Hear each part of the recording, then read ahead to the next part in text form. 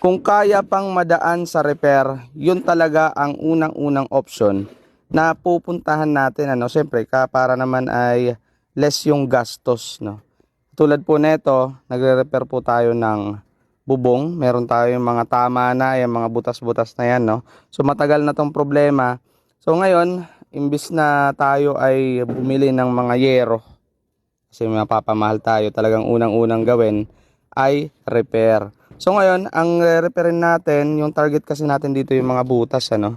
So ang ating gagamitin dito ay yung liquid seal, ano.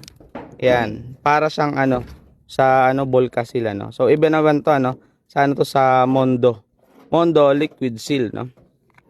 So ngayon dito, ang important kasi maraming paraan ng pwede nyong gawin sa mga repair, ano.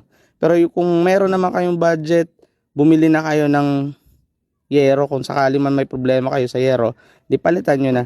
Pero kung wala pang budget, repair lang muna. So ang pinakamaigi rito, kailangan lang tumatabunan yung mga butas.